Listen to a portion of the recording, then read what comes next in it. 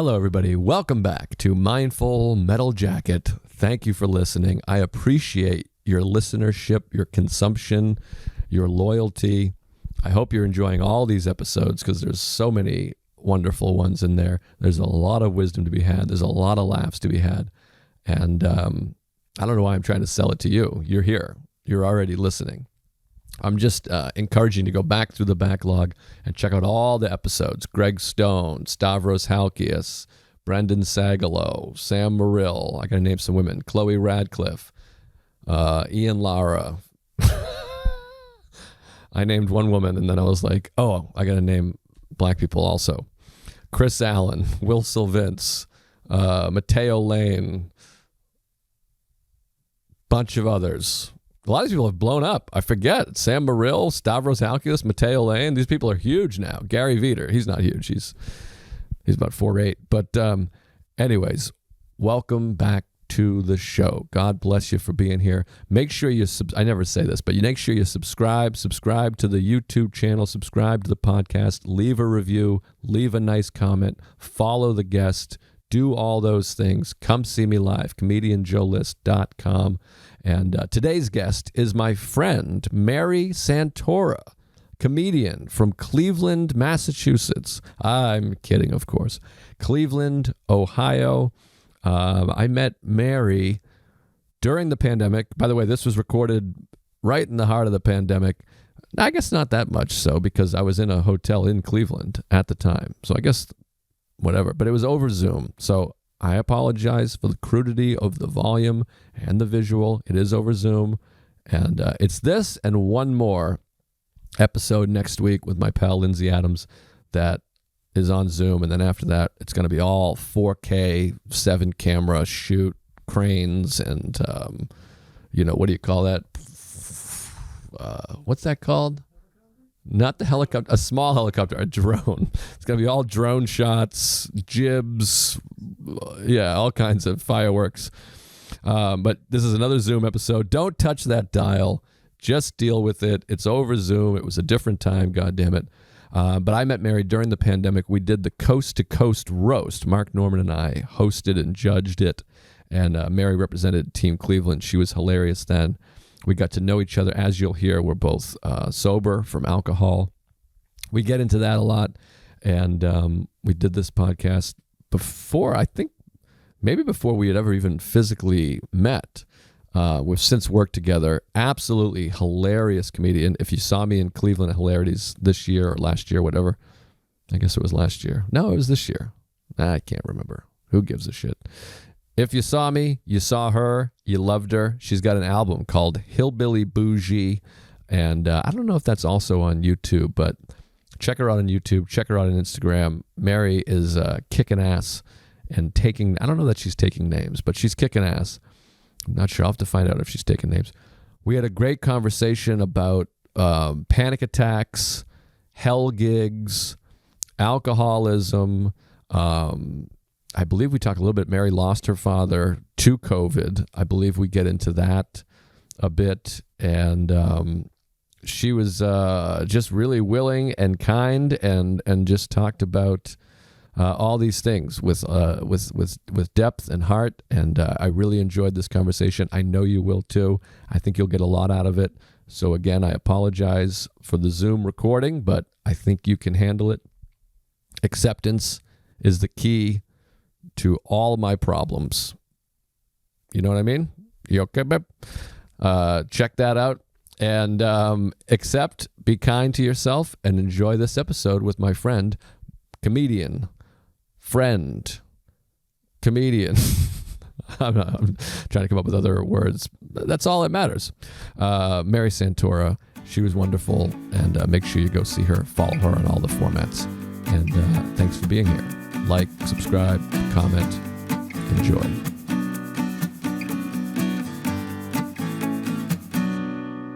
I'm in your city, but I don't know how to record things in person, and Zoom is just easier, and it's annoying. So I thought of you because I was coming to your town, and I was like, oh, maybe I'll see Mary. And it turns out we're working together, which I'm very excited about. And I thought you'd be great for this because you're always so open and you got all this stuff going on. So thank you for doing it. Of course. And like we were saying a little bit a couple minutes ago, where it's just like, I feel like the only way to normalize this shit is to be open about it. The more people who are like, oh yeah, I'm also fucked up, the less people you hopefully are like killing themselves over being different or feeling so alone, you know? Yeah, for sure. I'm actually always shocked. For whatever reason, I did not ever have, I think it's my neurosis, but my neurosis or whatever it is, that my instinct is to just talk about it to everybody, which is annoying. Dude, same. So like if I have like a stomach pain or an eye twitch or I'm sad or depressed, everyone I talk to, I'm just like, you get depressed? I'm depressed. What do you do for depression? But most people, I think, don't talk about anything because the reactions I get, they're like shocked that I would talk about this stuff. So it sounds like you're more like in that category.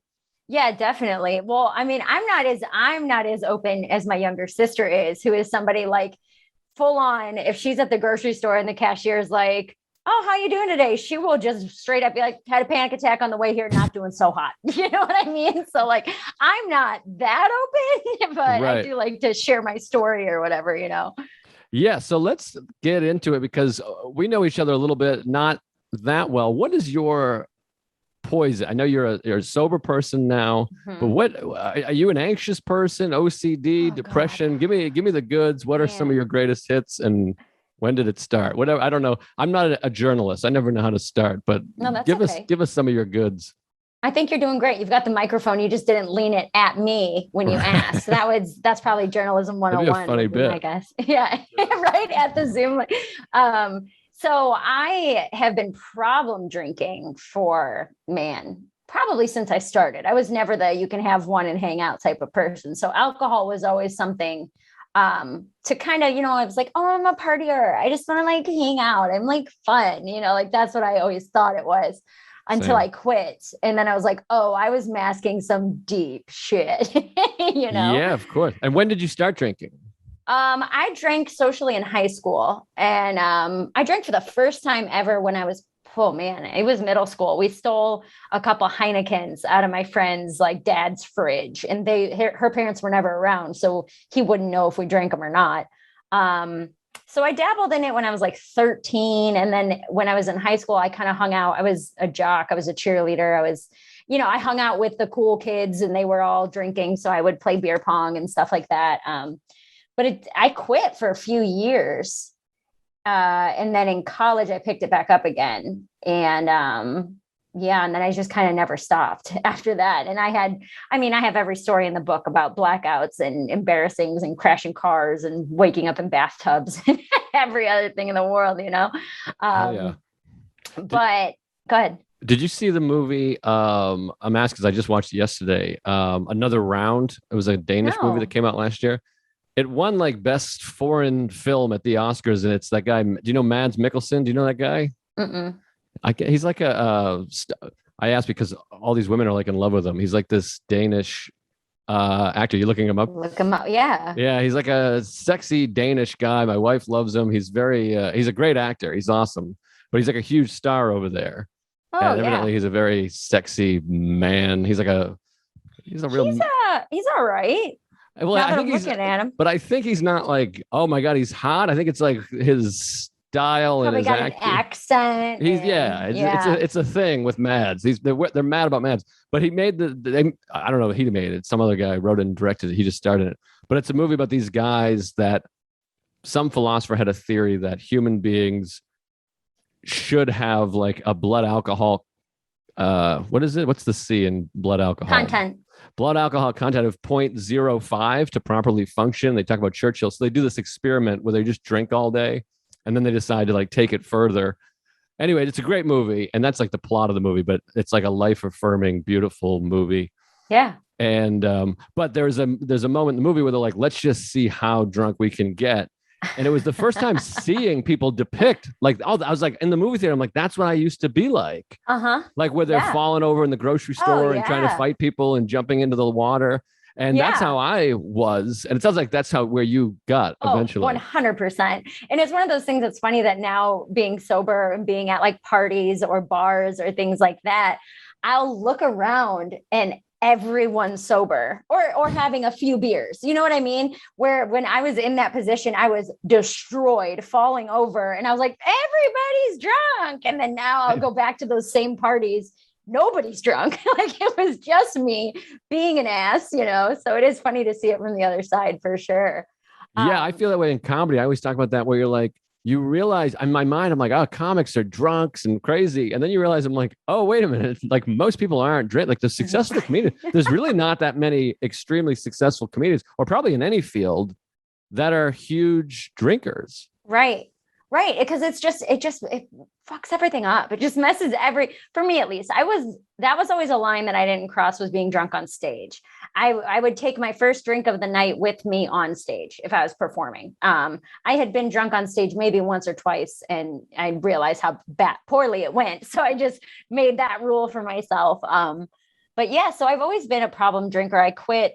Saturday was 1,000 days. So, oh, wow. Yeah, nice. Just hit a Congrats. big milestone. Thank you. Congrats. That's great.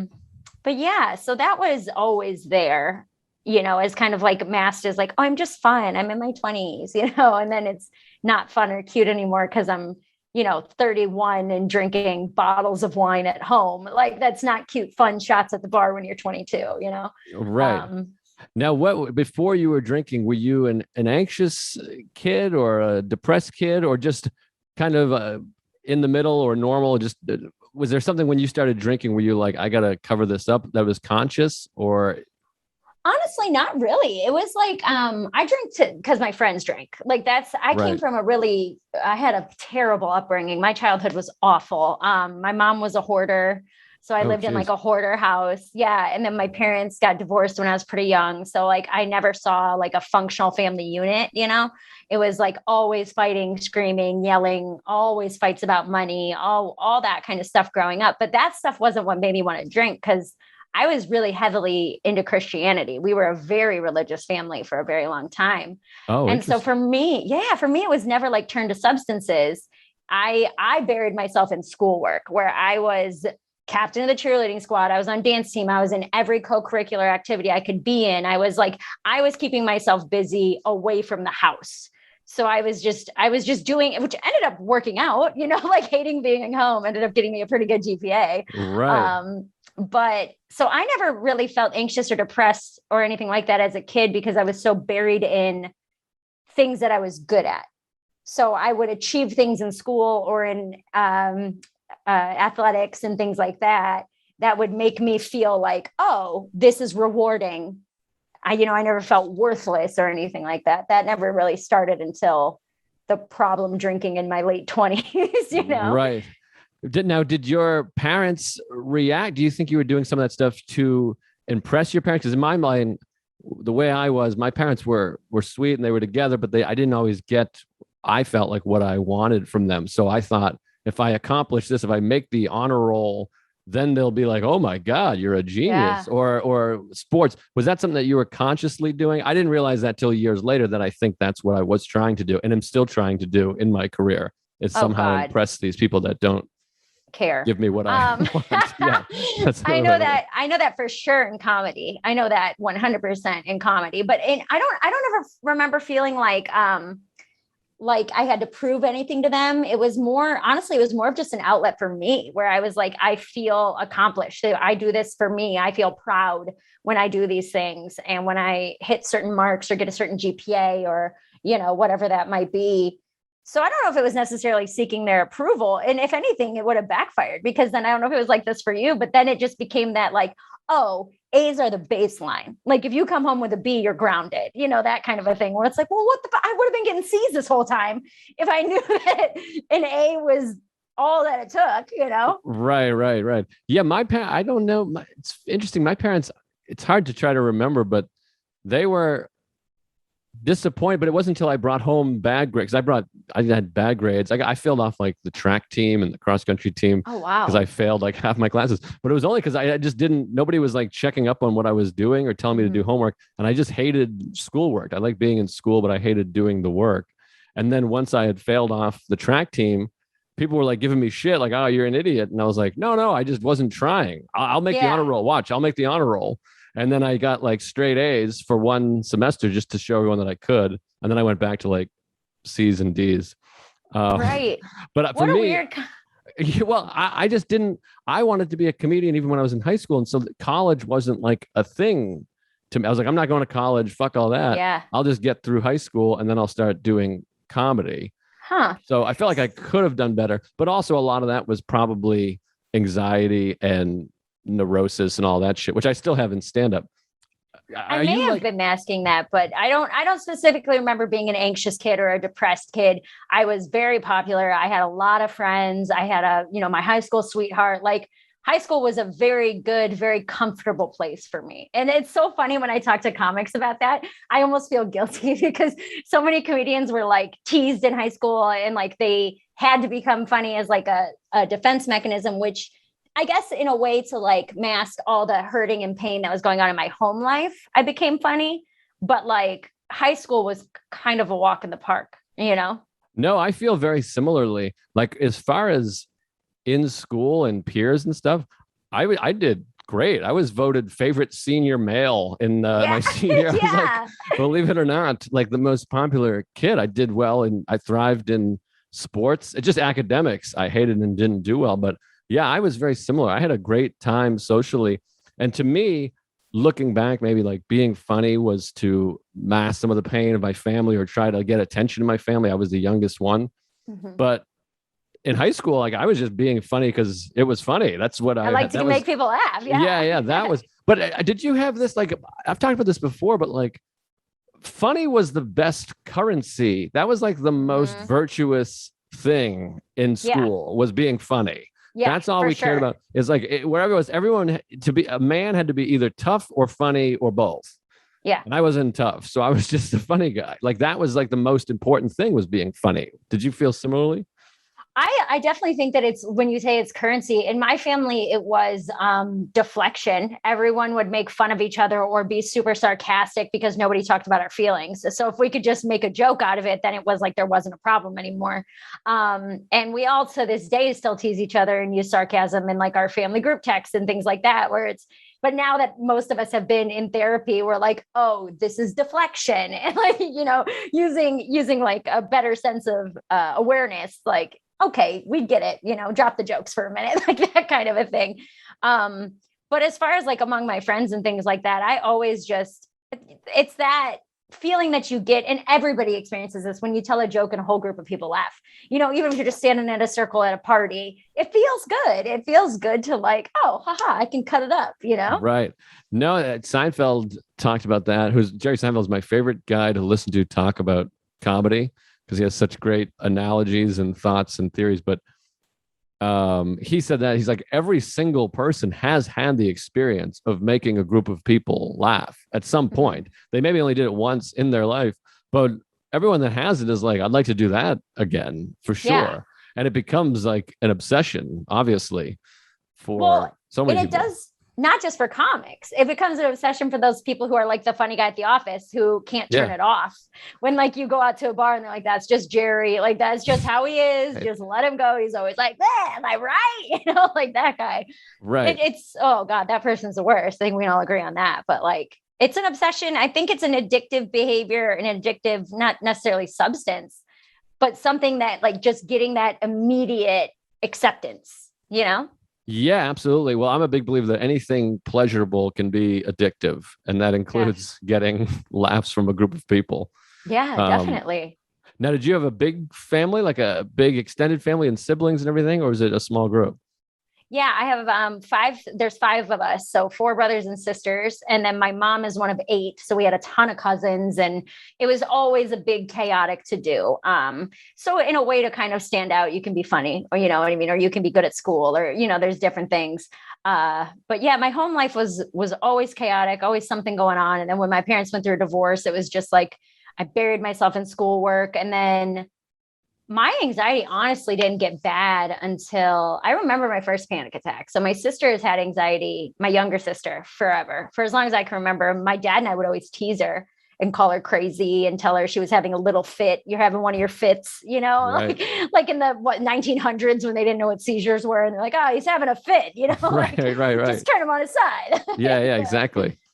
very dismissive, very dismissive. And then I had my first panic attack. I was actually hungover. Sure. And yeah, I had done just started out on the road. So it was like 2014, I think. I was doing a gig in the middle of Pennsylvania on a Friday. And then on a Saturday, I was up near the Upper Peninsula of Michigan.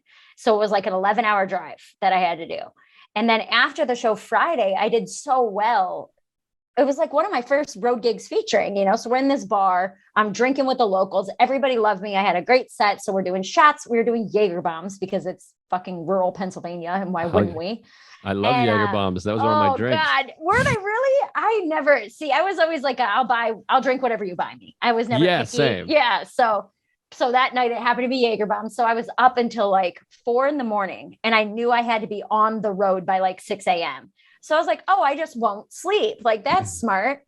And so I like took a nap and then drove still drunk for more than half of the way, stopped at home in Cleveland so I could get, because Cleveland was like halfway, stopped at home in Cleveland so that I could get pre-workout. And now this is after I had already had like 2 energy drinks, stopped, had pre-workout, took a 30-minute nap, got back on the road. And then I was about 2 hours into Michigan. And my lips started to go numb because I was like hyperventilating and I like was getting blurry vision. And I was also tired and hungover and then like very, very overdosing on caffeine.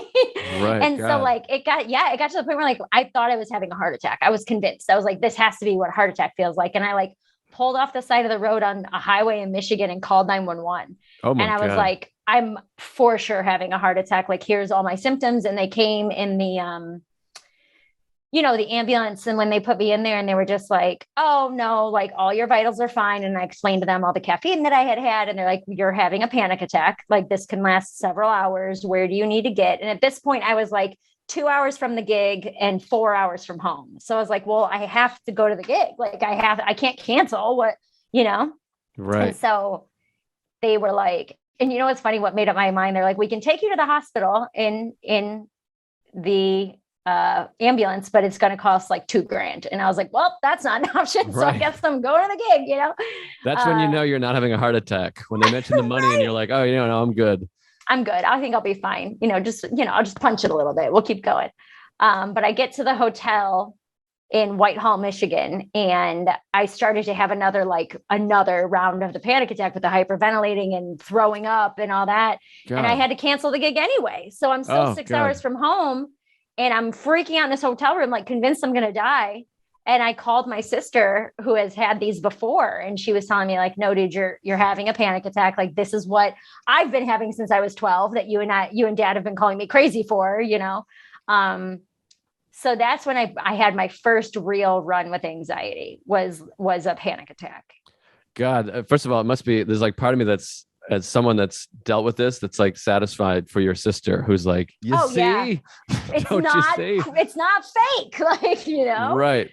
This light is in my glasses and it's bothering me, but okay. It doesn't matter. And then I'm worried. I moved the camera. So I'm like, I hope my wife's vibrator's not on my bed here. She's not with me. I just carry it for good luck. Just as a piece. It's just a reminder. Exactly. To remember her by. Mm-hmm. Sleep with it tucked under your pillow. Yeah. And it's plugged in, but no, panic attacks are so hard to describe to people that have never had one. And people are like, I think I've had one. And I'm like, no, that's not how it works. Then you've never had one. Yeah, exactly. Because you're like, that maybe you had a wave of anxiety or whatever, but those panic attacks are scary. And you said you throw up from them? I hyperventilate to the point of dry heaving a lot. When they get really bad. I've only probably had maybe 3 or 4 that have gotten to that point in my entire life where they've been so bad that I find myself like literally dry heaving over the toilet. Like, it's not many have gotten that bad, but I've had a few where you have every physical reaction from literally nothing. That's like the insane part about it. It's like nothing is wrong, but your brain is so convinced. It's like, dude, we're dying. That's it. Shut it down. Like, everything's done. Yeah, it's scary because you can't get out of them. And even when someone tells you, to me, when someone's like, if a paramedic or something said you're having a panic attack, that helps me a little bit because I'm like, okay, I've been checked, so I know it's not serious, but it starts clicking up again. And I haven't had a full panic attack in a long time. But just a few weeks ago, I was in Portland. I was working at Helium, and I had like a great day on Friday, but Saturday, it was like the second day in a row of being completely isolated in a room. It was raining. I just couldn't leave the room. I went out a couple times to get coffee, and there was like a homeless guy that kept walking with me. I've had a couple instances with aggressive homeless people. So I think it like triggered me. And I came back, and it was just like such a long day of isolation and like anticipating shows and raining and depressed. And I started to have like anxiety that I haven't had in a while, where I feel it. Like it starts as like a seed in your stomach. Like you feel kind of like butterflies. Like, nauseous maybe. You're like, man, what did I eat? Or, Yeah, exactly. Or like jitter, like your foot just feels jittery or something. I'll get it where in my breathing, I feel a little weird. And now I've been through enough and have enough wisdom to be like, oh, this is an anxiety. This is anxiety. And I'll be like, just accept it. And then it'll start to go away. And then I go, oh, it's starting to go away. And it starts to come back a little bit. It's this weird like seesaw. And part of it, I think, was earlier in that day, I had this moment of gratitude where I was like, wow, it's so crazy to think about. I've done 3 shows headlining where I'm selling some tickets now, which is exciting. But I've done 3 shows with no anxiety whatsoever. I'm like, I used to have a panic attack every night. And just that seed of like, that's gone. Yeah. It like plants this seed of it coming back. It's like it lives in you, and it's like, oh, you think I'm gone? I mean, is that your experience as well? It like creeps up. It's like, I heard you were talking about me. That's exactly right. I mean, that's exactly what it is. It's this weird thing because you think, I mean, that's how people become agoraphobic, because they're like, what if I have a panic attack in this place? What if I have a panic attack in that place?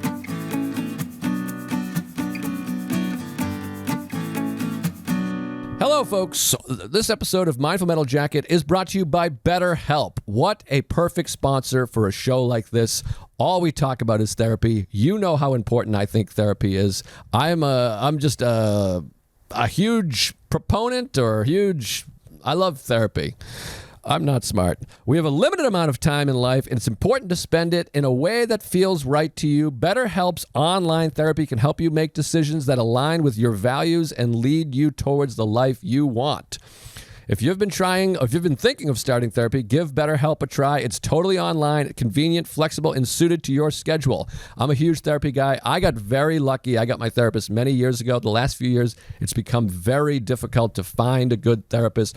BetterHelp is here to help. It's right in the name. You can do it online. If you don't like your therapist, get a new one.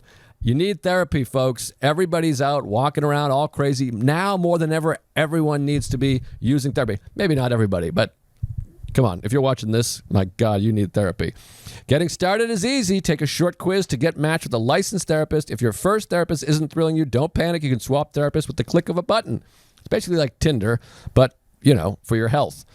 We'll know you'll meet your perfect match here. Please go check it out right now. Let therapy be your map with BetterHelp. Visit betterhelp.com/metal today to get 10% off your first month. That's BetterHelp, HELP.com/metal.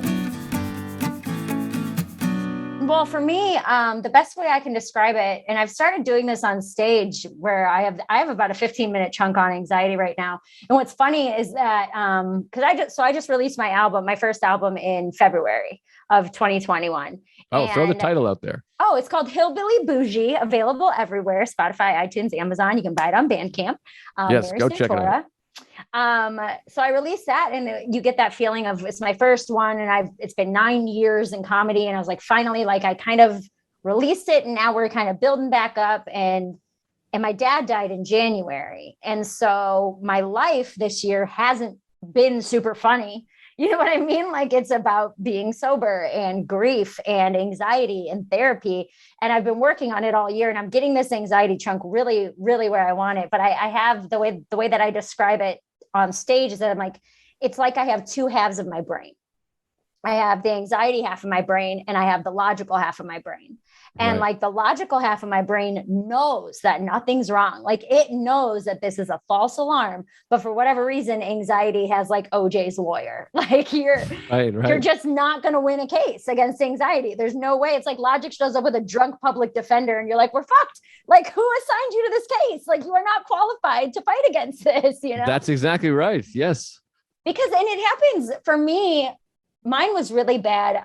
So in 2014 and 15, after I had that first panic attack, I got prescribed Xanax, because then it was like remembering that feeling would trigger it. And it was always when I was hungover, because I'd be real hungover, have a Red Bull, and then I'd be like, oh shit, I've felt like this before. And then I would have to take a Xanax. It was a whole thing. But that only lasted for like a year and a half. And then since like middle of 2015, maybe even 2016, I had not had a panic attack until April of 2020, like during COVID, when everything was shut down. I had my first really severe panic attack in almost 5 years. And that was like another like dry heaving, sitting down in the shower, shaking, had to call off work, like physically could not pull myself together.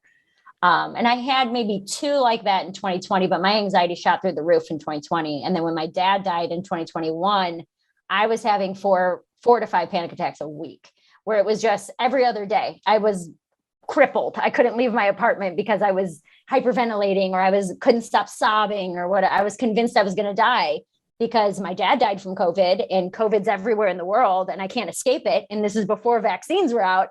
So like the first half of this year was not great either.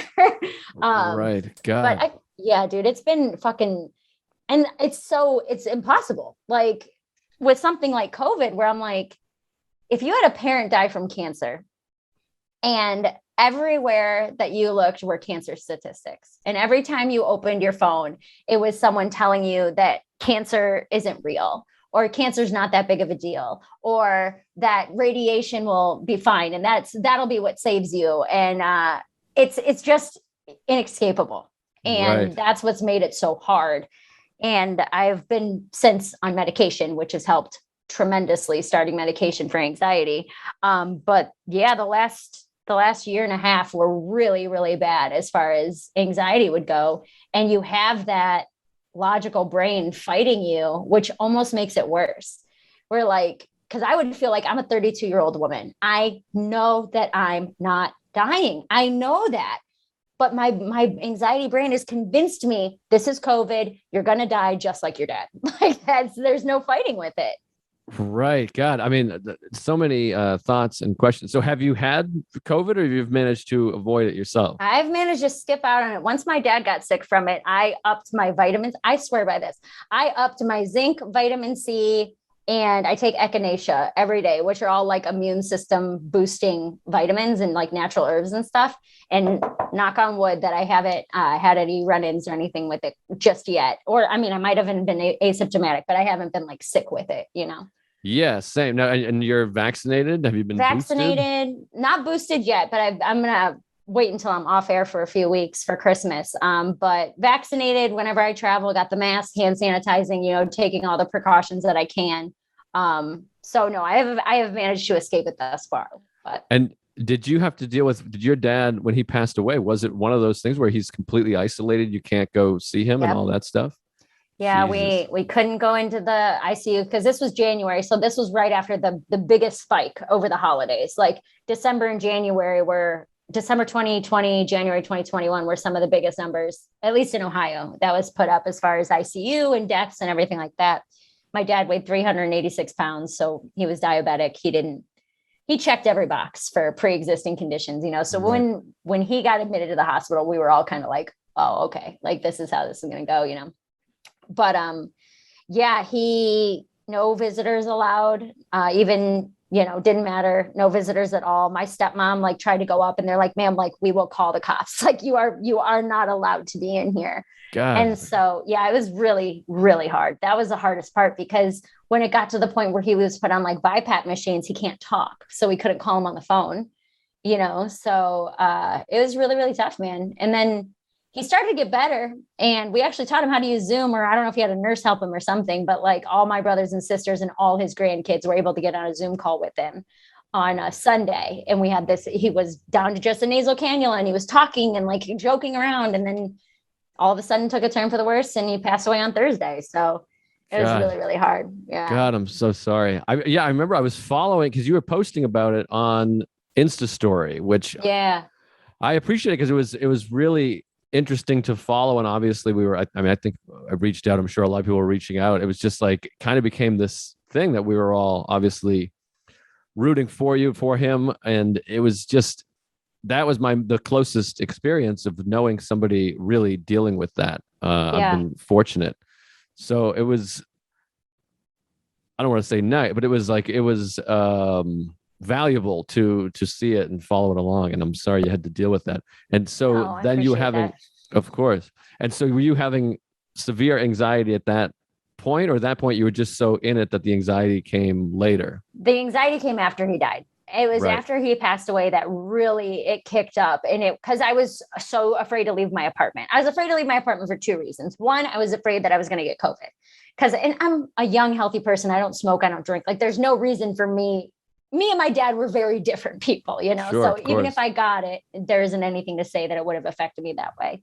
But that was the first reason I was afraid. And the second reason, after he died for about a month, I didn't want to go anywhere because I was real convinced that I was going to get hammered. I was going to stop at a bar or stop at a liquor store or anything, because this was in the in-between time between when he died and before I started medication. So there was about a 3 or 4 month period where I was trying to manage this anxiety on my own with, you know, breathing techniques and sleep meditation videos and yoga and stretching, and none of it worked. And I knew me well enough to know I didn't do any shows in that time, because I knew that if I was at a place that had booze, I would do a shot, or I would, you know, because it was my only coping mechanism. I had never really had to deal with anything in sobriety before. I had been sober at that point for just under 2 years. And so up until then, sobriety was fucking awesome. I was like, look at me, I'm losing weight. I'm knocking out of the park. I'm doing shows. I'm traveling. Like, sobriety was amazing. Right. And so after my dad died, it was like the first time that sobriety sucked, that it was so hard. And I was like, well, fuck these feelings. Like, what is that? I just have to sit with this. I just have to be sad for a week. Like, what the hell, you know? So that was the first time that I experienced any of those kinds of like emotions. Yeah, I mean, that is one of the most challenging things to do, is to get through something like that sober. I mean, that's what you hear that so often when talking to sober people, is it's just so difficult to get through those things. But you did manage to do it. I mean, you got through sober, which is tremendous. So congrats on that. Thank you. I haven't picked back up yet. Right. Yeah. But no, that's tremendous. And so eventually, what brought you? Did you go to the doctor eventually and say, hey, I need meds? Or did you go to the doctor and say, hey, I'm struggling, and they said, let's give you this? I actually fought with my general practitioner and my therapist for about a month, because both of them told me to get on medication, and I didn't want to. To me, that was failing. Being on medication was giving up and admitting that I couldn't do it on my own, and admitting that I was broken, or that I was not as good as everyone else who didn't need medication. I didn't want to be somebody who was medicated. And I talked to my boyfriend who is medicated for anxiety, and my sister who is medicated for anxiety, a couple of my best friends who are medicated for anxiety. And it was after talking to literally everyone I could, honestly searching for confirmation bias, just searching for someone to tell me, yes, you're weak. Don't you dare start pills, you know? Right. But I didn't find that. I didn't find that out of one person. Everyone that I had encountered was like, best decision I ever made. Wish I would have started sooner. And then sure enough, as soon as I started, I was like, God damn, I wish I would have started this 4 months ago, you know? God, that's great to hear. And that's such a powerful thing for people to hear, I think, because I think a lot of people feel the same way. I think people think the same way about medicine, about therapy, about yoga, about meditation, about everything. I think there's and I didn't realize this, and we talked about this, alluded to it at the beginning, like there's so many people that think taking any kind of action for your mental health is weakness, or it's for like it's gay hipsters, or it's gay or something. And that's been like we talked about off air, that's been so rewarding about doing this show, is having people be like, oh my God, thank you. I didn't know you could do this, which is not, and I think maybe we talked about this a little bit before. It's not anything I ever thought like, I'm going to speak out so other people will know. Right. It so was just like, yeah, I was just like, oh, I was saying what I was thinking about. Yeah. But no, it's great. And that helped me years ago. I mean, I was having the same thing, like you said, panic attacks every single day. And I ended up getting on Paxil and having Xanax for panic attacks. And I don't take it now any longer, but only because I felt like I was like, I think I can do it, and I've been okay without it. But it saved my life at the time. Yeah, I mean, I was like, I wanted to kill myself. I was like, this is horrible. I felt like I couldn't do anything without having a a panic attack. It was horrendous. Well, where are you from originally? Are you from New York? I'm from Massachusetts. Okay. Is it a pretty liberal area or? You know, it's funny. I thought so. I mean, Massachusetts is a blue state, and I always thought of it as this sort of Union Democratic. Of course, the Democratic Party has changed a bit, but I just found out recently that my hometown has voted Republican for like 30 years. I had no idea, and a lot of people I went to high school with are like these like real like QAnon Trump people. So I guess I come from a relatively conservative area. I didn't realize that. I've only found that out in the last few months. I only ask because I feel like being from Ohio, there's a lot more stigma here than people who've grown up in other places, or obviously you're in New York City now. So things like talking to people about anxiety or therapy are much more accepted than they are. I mean, like I've done my set about therapy and anxiety in the Midwest, and it bombs. It bombs so hard because these old Midwest couples, I did a show in Midland, Michigan, and I had a woman threaten to fight me because like she didn't believe in the things I was saying. And I was just like, this is insane. Like, this is insanity, but that's what it is here. Pull yourself up by your bootstraps, keep fucking working. We all have problems, you know? And that's the way I was raised. My parents didn't believe in any of that shit. Nobody went to therapy. No way. Yeah, no, it's funny because I had a similar experience when I was on the road, and I always do jokes about therapy, but I remember saying, does anyone here go to therapy? And I would do it in Iowa, Ohio, everywhere. And the audience would be like, what? Yeah. And then I had to add this line where I'm like, I'm in New York where 100% of us are in therapy. Right. But it is funny. I'm like, I did not think of that. Like in New York, you walk around the Upper West Side and like every office just says therapist, social worker, psychiatrist. But I think in these towns across middle America, there's like one therapist for every 3 towns. It's not a, if that. And yeah. here's the thing too, is like when my parents were going through a divorce, I remembered finding out about therapy. Might have been from some kid at school or maybe a counselor or something. But I talked to my mom about it and she got mad. She was like, what? You're not going to therapy. Nobody in this family's crazy. Did they tell you it's for crazy people? And I'm like, whoa, like, I guess I don't want to be a crazy person. Okay. I guess I won't talk about therapy, you know, like it was like offensive to suggest that someone go to therapy because it was like, that's calling someone inept or, you know, a failure or insane. Yeah. It's funny because I talk about this, but I'm like, I guess I went to therapy as a child, as a kid, because I never spoke. I was like completely just shut down, introverted. And then I went again in my early 20s when I was having these panic attacks all the time. But I only went like 3 or 4 times because what helped me so much then was she said, oh yeah, you have panic disorder. And for me, just knowing it was a thing, oh, okay. Because I have terminal uniqueness, as we say. I thought I was like the only one that had this. So once she said like, that's a thing a ton of people have, I was like, oh, great. I'll see you later. I don't need you anymore. I have a diagnosis. I'm out. Yeah, exactly. Because I thought, I said this before, I thought I had like Joe List disease. I thought I was having this thing and they were going to be like, we've never even heard of this. This is insane. Yeah. Oh, and of course, a specimen. Let's study you. Yeah, of course. That's how I see myself. And she's like, oh yeah, you're just one of these same people that have this. But I didn't go back to therapy for years. And I was having all these anxiety attacks again back in 2017. And I didn't want to go. I was reluctant to go to therapy. I kept saying no. And I belong to a 12-step program. I have that. And I meditate. I'm like, I meditate and I read Buddhist books. And I have this 12-step program. I don't need therapy. And of course, eventually I relented and went back to therapy. And now I use all 3 things. And I realized it's a full on attack to keep. Now you've got a utility belt. Exactly. Right. And I need all of them. It's like, it's amazing how active you have to be with it. I just had this earlier where I'm sitting in this hotel. I have the night off and I'm like, I don't know what to do. So I called my buddy and I talked to him for like a half an hour and that felt good. And then I went and worked out and that felt good. And then like an hour after that, I'm like, I'm depressed. I'm like, right. You just have to keep doing these things. It's a lot of acceptance, I guess. It is, dude, for sure. And I mean, it's also one of those things for me when it comes to anxiety, where it's like, you said once I started medication, I realized that was what was wrong. And because I didn't want to buy into the chemical imbalance thing. So you talk about all these different things you were doing. Like I had 12-step meetings 3 days a week. And then I had regular therapy once a week. And then I would do yoga and I would work out and I would do all these things. And I was getting so frustrated because it wasn't fixing it. that I was like, I'm putting in all this goddamn work and nothing's getting better. Like how can I spend all of my time in meetings and in therapy and talking to people and stretching and breathing exercises and it's not helping?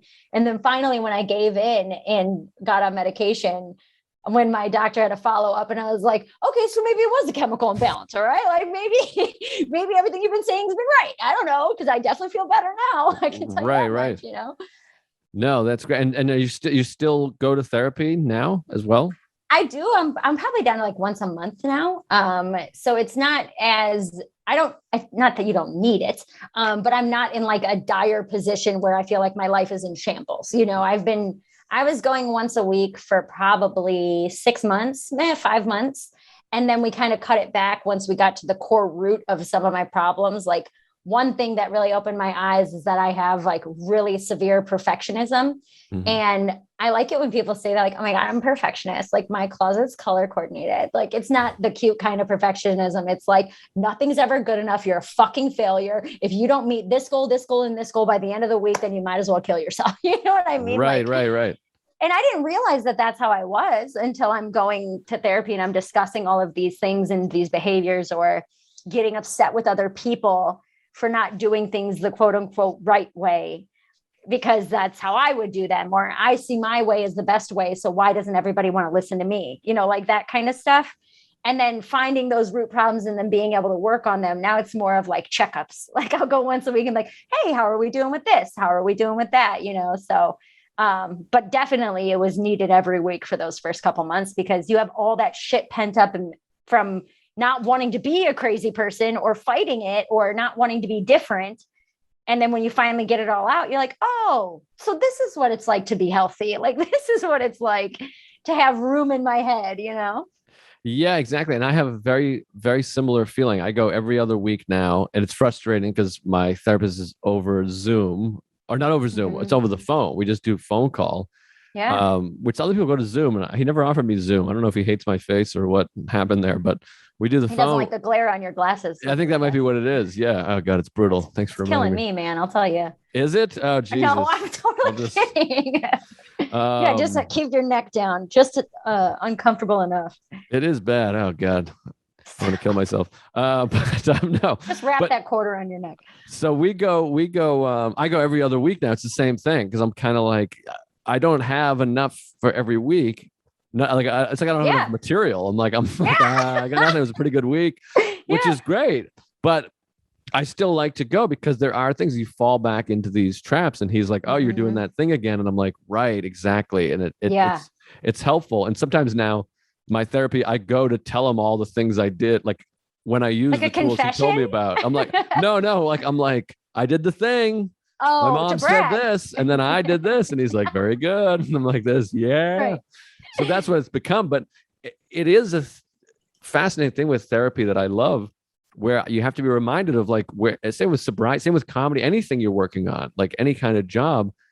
It's like you just put your head down and then you look up and you're like, whoa, I'm all the way over here now. Like you forget how far you've come because day to day, you don't notice it until you kind of look back and go, holy shit, you can compare yourself to where you were. Yeah, dude. And that's how I felt watching that movie, Another Round, which I can't recommend enough. It's a fantastic film, but you watch it and I'm like, oh my God, I used to be like that. Because as you know, with like sobriety and anxiety, I think, and comedy too, all these things, you sit there and you forget that you're like, oh, I used to drink a ton. Like the longer you're sober, the kind of easier it gets. You're not like consciously thinking like, should I drink? Will I drink or will I not drink? Like, I don't think like that anymore. But then I look back and I'm like, oh my God, I used to drink 40 drinks a night. It was insane. Yeah. I mean, not 40, but you know what I mean? There's been a lot of times. So a friend of mine who doesn't really drink, she got hammered the other night. Like, and she just recently started drinking. It was one of those things she never really drank and then just kind of started like, screw it. Why not? You know, I've never really done it. She didn't have any addiction issues or anything like that. And she got so drunk that she had her first like drunk until the next afternoon. And then her hangover hits at like 5 p.m. the day after. So then she's hungover for a full day. Right. And I just kind of shook my head and laughed because I was like, yo, I used to live my life like that. Like full days gone because I couldn't do anything. I physically couldn't move without throwing up, or I was so sick I had to take another shot just to even myself out, you know? And I mean, obviously I felt bad for her because I've been there 100 times, but I just kind of looked at it and I was like, yo, that was me 4 days a week. Just drink until I blacked out, woke up, hungover for 2 days, do it again, you know? Yeah, I always share that. I'm like, for like 10 years, I was either drunk or hungover or drinking. Those were like my 3 states. I was always one of those things. And then you don't realize either that, like, in my mind, the alcohol is like helping anxiety, when in reality, it's making it worse. So much worse. It relieves it for like 2 drinks, and then the next day it's just like compounded by like booze 1,000 blues times. is what my friends and I would call. I don't know if that's a common term. The booze blues. Yeah. I don't know that term, but I like that term. When you're hungover the next day is usually when we would always just text like our friends that got a case of the booze blues. It's like, you know, woe is me. My life is over. What am I doing? Like all the things you are masking by going out and having fun times 1,000. That's the booze blues. Right. Our rhyming thing was Bud Mud, and that's when you have diarrhea from drinking too many shitty beers. I got a case of Bud Mud. That's the same. Yeah, similar. For sure. Booze Blues, Bud Mud. There was something else I wanted. Okay, so you've also posted a bunch that you've lost weight and you're in this great shape. What is that related to your mental wellness? Or is that you're doing a workout thing? Is that diet? What goes on there? Because I like to talk about people's diets, exercise, that kind of thing of changing, because I'm always struggling with diet. I know I'm a thin person. People hate to hear about it, but I have reflux and I just eat shit. And I'm like, I have a good metabolism, but I'm like, I'm eating fast food. It's fucking horrendous. I eat no vegetables. And so I'm constantly trying to work on it. And the same with exercise. Like I have exercise has no appeal to me. I go down to a gym at the hotel. I work out for 10 minutes. I need to play sports, which I love. I can do cardio, like running. But the idea of just going to a gym and lifting weights or whatever is just totally foreign to you, huh? The worst. I just hate it. I do it, but I'm just like, I do like, that felt enough. That was about 10 minutes. Yeah. So what is that? Where do you have a trainer? How did you decide to do this? Take us through that a little bit. So I've always been an active person. Like I said, I was always in some kind of a sport. Usually I cheered through college. So I cheered for like 9 years from 6th grade all the way through college. And so being active and weightlifting and training was always a part of my life, always. And then when I hit my mid-20s, I pretty much stopped altogether because I was so preoccupied with drinking that I was either drunk or hungover, and neither of those things are conducive to a workout. You think they are, you know, I've tried to work out drunk a couple of times. I'm like, fuck you, I'll do push up right now. You don't know me. Who said I can't run a minute mile, you know? And then one of my big things, just a quick side note, one of my big things when I was drunk is that I always wanted to race people. I always wanted to like a foot race is always what I wanted to do because I was always athletic. So that was my big like drunk show off, is that like, I'll beat you in a race. Sure. So, I know people like that. My uncle was like that. Dude. And so that was always my go-to when I'd be drunk at like a party or even at a bar. I'd be like, but take it outside. But my take it outside was like, ready, set, go. Like, I'm not going to fight you, but I will race you. Right. So I was always athletic. And then when I hit my mid-20s, I pretty much quit drinking or quit working out altogether. And I put on a bunch of weight. And when my problem drinking really, really got bad, it was something that I always missed. You know, it's a good stress reliever. It's like anything for 1 hour a day or whatever, while you're in the gym, you're not thinking about anything else because you have to think about your form and you have to think about your reps and you have to think about all these things in your body that you kind of put everything else out of your mind for a little while. So that's where it helps. And obviously releases endorphins and things like that. Finding an exercise program that you enjoy, whether it is yoga or weightlifting or running or whatever it is, I highly, highly recommend that.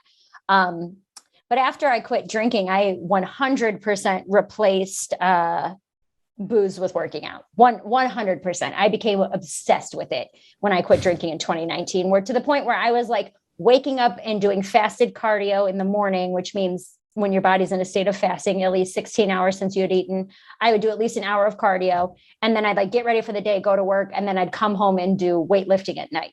And I did that every day for like 8 months because I needed something to fill the time, because you don't realize how much time is spent drinking. Of course. Yeah. Dude, I'm sure it was the same for you when you're like, what the fuck was I doing from 6 o'clock until 2 a.m.? That is so much time to fill.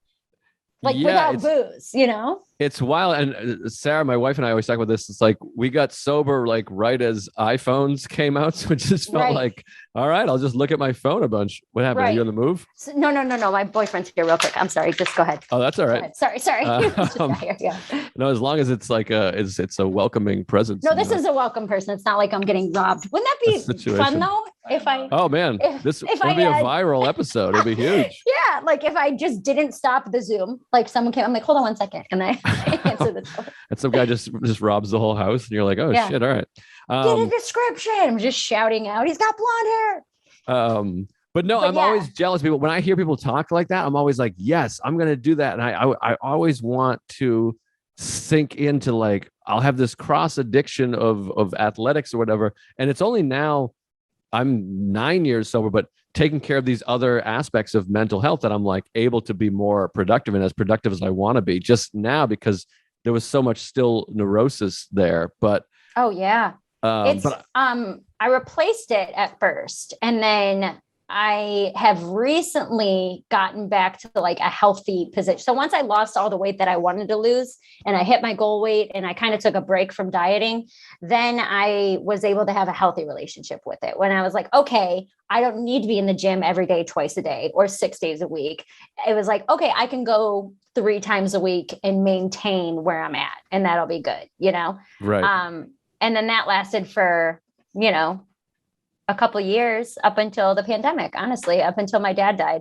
And then once my dad died, I didn't do shit. I've gone through like, obviously I was like struggling with all this anxiety and staying sober and all this shit that I was like, I'm not going to the gym. Like I'm not leaving my house. You're out of your mind if you think this is an option. Right. And so I put on not a lot of weight, but I'm only 5'2". So putting on 15, 20 pounds on a 5'2" body is a lot, you know? Right. And so that led me up to my most recent weight loss endeavor, where I was counting macros, which is making sure you have the proper amount of fats, proteins, and carbs per day.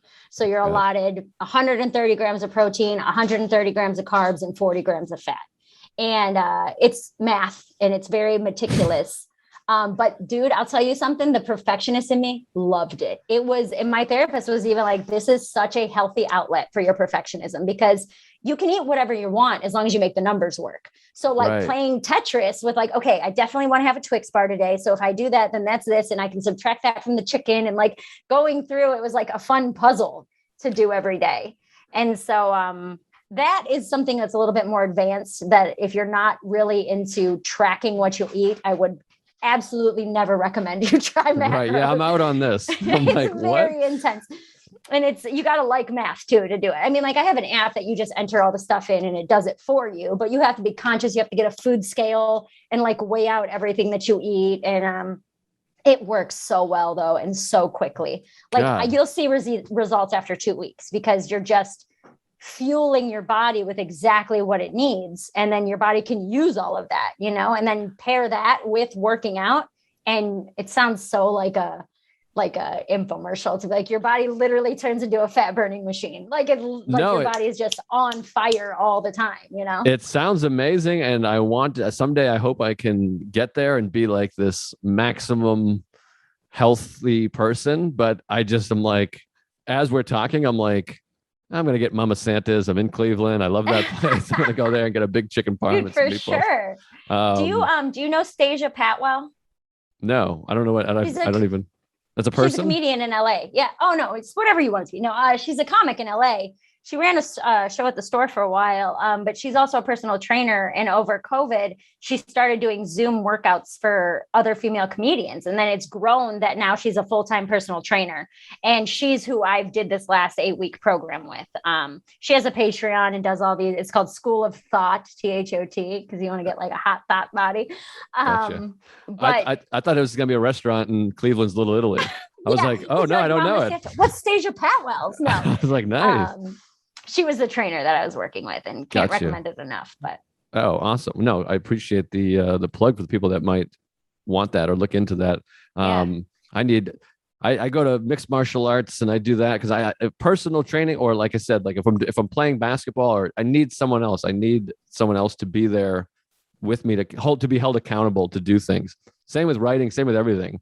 If I'm left to my own devices, I just sit here and watch Seinfeld reruns. But see, I've always been a self-motivated person where like, I want to do that perfectionism. I want to accomplish goals. I want to hit this. I want to do that. But, and again, it's in a negative way where it's like, not because it makes me feel good, because if I don't, I'm a piece of shit and I'm not worth anything, you know, that kind of stuff. So it does, that has always motivated me to keep going. And I actually am the opposite. When someone else is working out with me at the gym or something, I just get frustrated. I just get aggravated that they're like in my way, or that they're not doing squats the same way that I do. Or like, I'll spend more time trying to correct their form than I will focusing on my workout, when I can't just let it be. I can't just let them have their workout how they do it.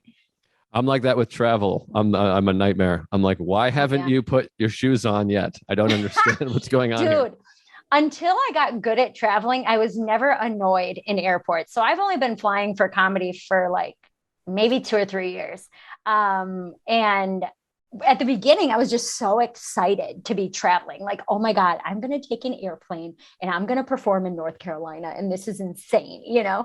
And now I'm the exact same way where I'm like, ma'am, you're checking your bag. This is not when your belt comes off. Like, we're not even to the security line. Like, what are you doing? Like, please just try harder.